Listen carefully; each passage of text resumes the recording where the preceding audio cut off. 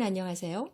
심리상담 해드릴게요. 심해요TV 심리상담사 박일경입니다. 지난 영상에 이어서 오늘은 폭군 같은 아버지가 싫었으면서도 무의식이 이끄는 대로 아버지와 똑같은 사람과 결혼했던 그 여선생님의 상담 사례를 들려드리겠습니다. 그러나 유튜브 영상과 상담 윤리의 특성상 너무 자세한 부분까지는 내보내지 못하는 점을 양해해 주시기 바랍니다. 지난 영상에서 여러 번 강조드렸던 대로 이 상담 역시 억눌린 감정을 찾아내어 해소하는 것이 가장 핵심적인 문제였습니다. 이것은 어떤 상담이나 마찬가지입니다. 사실상 인간의 모든 불행은 이 억눌린 감정이 만들어내는 것이라고 보시면 됩니다. 먼저 이 선생님이 내면에 가지고 있는 상처들을 분석해 보도록 하겠습니다. 가장 먼저 다루어져야 했던 건 역시 아버지와의 관계였습니다. 강압적이고 폭력적인 아버지 밑에서 자라면서 이 선생님은 계속적으로 부당한 대우를 받아왔습니다. 정상적인 양육 환경은 고사하고 언어는 물론 신체적 학대까지 받아온 거죠. 더군다나 딸이라는 이유로 더해진 차별과 천대는 말할 것도 없습니다. 그런 환경에서 자라면서 그 아픈 감정들을 제대로 다 표출하며 살았을까요? 어림도 없습니다. 아마 입이 있어도 말하지 못하는 그런 삶을 살았을 겁니다. 마치 바위덩어리 같이 이 선생님의 오늘의 삶을 짓누르고 있는 그 수많은 것들, 그중 가장 크고 가장 무거운 것부터 하나하나 꺼내야 했습니다. 구두 상담만으로는 충분치 않았고 치료 작업이 필요했죠. 여기서 어떤 분은 이렇게 말할지도 모르겠습니다. 아니, 그 오래된 것들을 왜 새삼스럽게 꺼내느냐고. 힘들고 괴로워서 묻어놓은 것들을 왜 다시 꺼내야 하느냐고. 현재 아무 문제 없이 잘 살고 있으면 됐지 괜히 긁어 부스러 만들 일 있느냐고요. 네, 맞습니다. 현재 잘 살고 있으면 뭐가 문제겠어요. 오늘 잘 살고 있는데 누가 굳이 왜 과거의 상처를 들추겠냐고요. 그런데 그게 절대로 그렇지가 않으니까 하는 말입니다. 여러분, 과거에 어딘가에 박혀진 바늘이 저절로 없어지는 거 보셨습니까? 세월이 오래 흐르니까 자연히 녹아 없어지더라. 뭐 이런 거 보셨냐고요. 과거를 돌아보는 일은 그 바늘을 찾아내서 오늘의 아픔을 없애는 일이지 이미 녹아 없어진 바늘을 다시 찾아내 꽂는 것이 아닙니다. 명심하십시오, 여러분. 만약 누군가의 삶이 오늘 꼬이고 막혀 있다면, 그 답답함이 끝없이 계속되고 있다면, 인간관계마다 행복하지 않고 불행하다면, 그건 과거 언젠가 그 어린 마음 어딘가에 바늘이 꽂혔다는 증거입니다. 만약 그것이 바늘이 아니고 못이나 칼의 수준이라면 어떻겠습니까? 세월이 지나면 저절로 없어질까요? 그대로 놔두어도 오늘의 삶에는 아무 지장이 없을까요? 절대로 그렇지 않은 것이 어린 시절에 받은 마음의 상처이고 억눌린 감정입니다. 이 여선생님 역시 과거의 그 감정들을 다시 직면해야 했습니다. 그런데 잠깐, 여기서 대단히 중요한 주의사항이 있습니다. 이런 감정을 마주하는 작업을 할 때는 아주 조심스럽게, 아주 섬세하게 수위를 조절하며 진행해야 한다는 것입니다. 그렇지 않으면 때로 그 감정이 쇼크가 되어서 피상담자를 압도시킬 수도 있기 때문입니다. 마음을 치료하는 심리치료는 몸으로 비유하면 수술과 같은 것입니다. 수술 과정에 쇼크가 일어나 환자가 일어나지 못한다면 결코 잘된 치료라고 볼 수 없겠죠. 이런 작업을 할 때면 그래서 상담사도 굉장히 긴장을 해야 하는 것이 사실입니다. 다른 여러 상담사님들이 하시는 것처럼 저도 치료 작업에 다양한 도구를 사용합니다. 그날은 점토를 사용했습니다. 초등학교 선생님이시라서 아이들과의 미술 시간에 친숙한 경험이 있을 것을 염두에 둔 거죠.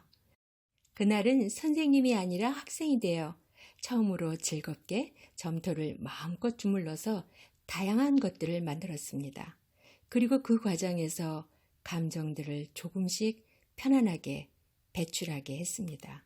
물론 그 선생님은 자신의 감정이 배출되고 있는지 어떤지 전혀 인식하지 못했죠. 마치 처음 물에 들어가는 아이가 먼저 발목부터 물에 잠그고 그러면서 점차 몸 여기저기에 물을 적시고 나중에는 두려움 없이 앞으로 나아갈 수 있는 것처럼 이 선생님도 그렇게 조금씩 무의식의 문을 열어갔습니다. 그러면서 어린 시절의 가정 환경을 빚어냈고 한 장면을 떠올렸고 그 속에 등장한 인물들을 하나하나 묘사해냈습니다. 거기서 마치 고름주머니가 터져 나오듯이 선생님의 오래된 감정들이 쏟아져 나오기 시작했습니다. 누구에게도 말할 수 없었던, 드러나면 안 되었기에 무의식 깊은 곳에 억눌려졌던 감정들이 몇십 년 만에 밖으로 꺼내져 나왔습니다. 그리고 그 과정에서 선생님은 정말 많이 우셨습니다. 저는 치료 중에 나오는 이런 눈물을 바람직하게 봅니다. 오랜 세월 억눌린 감정은 돌이 되어 마음속에 박혀있기 마련인데요. 몸으로 말하면 장기에 생겨나는 결석 같은 것입니다. 눈물은 그 결석을 녹여내는 치료약 역할을 하는 거지요. 정말 오랜 세월 입이 있어도 하지 못했던 많은 말들을 쏟아냈고 많이 소리치고 많은 눈물을 흘리면서 아버지에 대한 감정이 정화되자 이번에는 어머니 차례였습니다.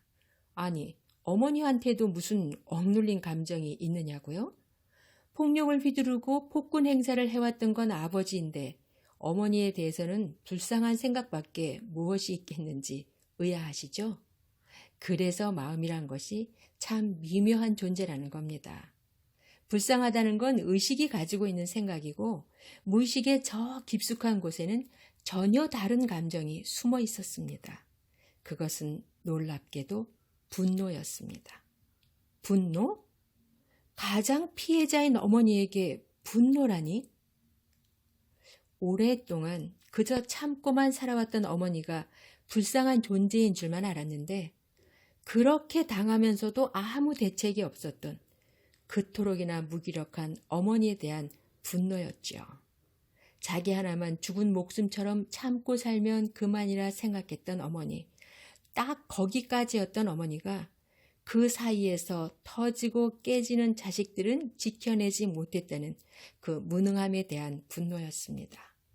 불쌍하다는 감정 뒤에 숨겨져서 오랫동안 자기 안에 있는 줄조차 모르고 살아왔던 그 감정 분노. 그 병든 감정들을 다 쏟아내고 난 후에야 선생님은 비로소 아버지 그리고 어머니의 삶을 다시 조명할 수 있었습니다. 아버지는 왜 그렇게 사셨을까? 어머니는 왜 그렇게 살 수밖에 없었을까? 어머니에 대한 진정한 연민이 생겨난 것은 물론이고 아버지의 삶에 대한 연민조차 생겨났습니다. 그리고 무엇보다 자기 자신에 대한 깨달음이 분명해졌습니다.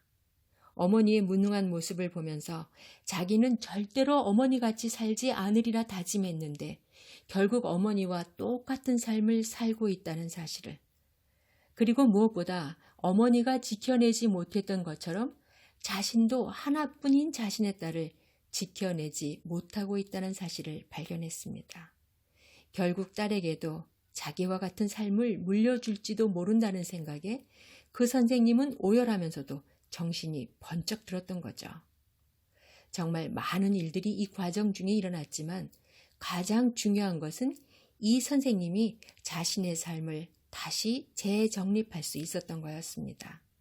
왜 자신이 그렇게 살 수밖에 없었는지, 왜 그렇게 이유 없이 불안하고, 왜 그렇게 우울하고, 왜 그렇게 인간관계는 힘들고 자존감은 낮은 것인지 자신도 몰랐던 자신의 내면을 볼 수 있게 된 것이죠. 그렇게 그 선생님은 다시 태어났습니다. 말이 쉽지 참 멀고도 긴 여정이었습니다. 한 사람의 인생의 재탄생, 그 값진 이야기와 과정을 다음 영상에서 자세히 들려드리겠습니다. 아마 지금까지 중에서 가장 의미 있는 시간이 될 겁니다. 그럼 저는 다음 시간에 다시 찾아뵙겠습니다. 여러분의 삶이 오늘보다 내일 더 행복해지시기를 바라면서 지금까지 심해요TV 박일경이었습니다. 감사합니다.